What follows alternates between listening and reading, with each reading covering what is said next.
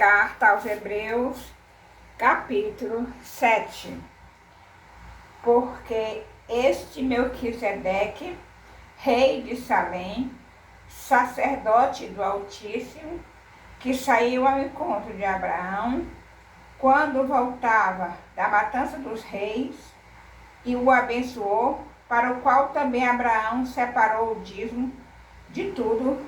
Primeiramente, se interpreta rei de justiça, depois também é rei de Salém, ou seja, rei de paz, sem pai, sem mãe, sem genealogia, que não teve princípio de dias, nem fim de existência. Entretanto, feito semelhante ao Filho de Deus, permanece sacerdote perpetuamente.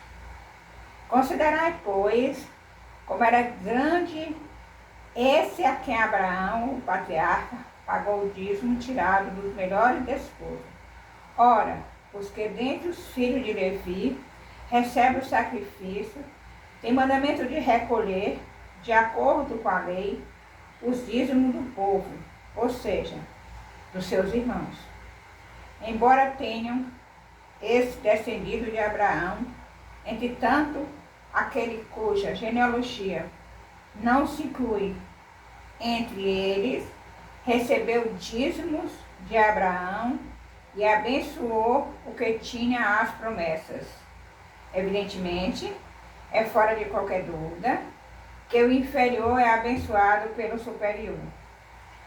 Aliás, aqui são homens mortais os que recebem dízimos, porém ali, aquele de quem se testifica que vive e, por assim dizer, também Levi recebe dízimos, pagou-os na pessoa de Abraão, porque aquele ainda não tinha sido gerado por seu pai, quando Melquisedeque saiu ao encontro deste.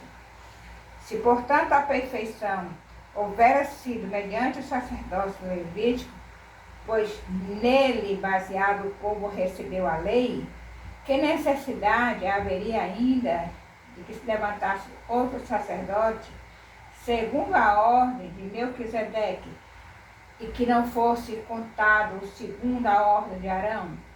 Pois, quando se muda o sacerdócio, necessariamente há também mudança de lei, porque aquele de quem são ditas essas coisas pertence a outra tribo, da qual ninguém prestou serviço ao altar, porque é evidente que nosso Senhor procedeu de Judá, tribo a qual Moisés nunca atribuiu sacerdotes.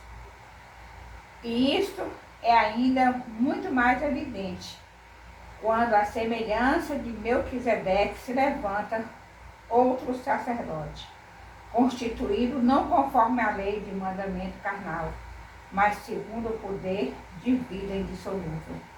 Porque se testifica, tu és sacerdote para sempre, segundo a ordem de Melquisedeque. Portanto, por um lado se revoga a anterior ordenança, por causa de sua fraqueza e inutilidade, pois a lei nunca aperfeiçoou coisa alguma. E por outro lado, se introduz a esperança superior, pela qual nos chegamos a Deus. E visto que não é sem prestar juramento, porque aqueles sem juramento são feitos sacerdotes, mas este com juramento, por aquele que lhe disse: o Senhor jurou e não se arrepende, tu és sacerdote para sempre. Por isso mesmo, Jesus tem tornado fiador de superior aliança. Ora, aqueles são feitos sacerdotes em maior número, porque são impedidos pela morte de continuar. Este, no entanto, porque continua para sempre, tem o seu sacerdócio imutável.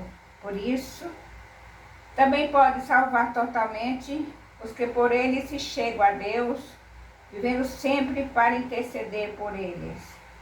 Com efeito, nos convinha um sumo sacerdote como esse, santo, inculpável, sem mácula, separado dos pecadores e feito mais alto do que os céus, que não tem necessidade, como os sumos sacerdotes, de oferecer todos os dias sacrifícios, primeiro por seus próprios pecados, depois pelos do povo, porque fez isto uma vez por todas, quando a si mesmo se ofereceu.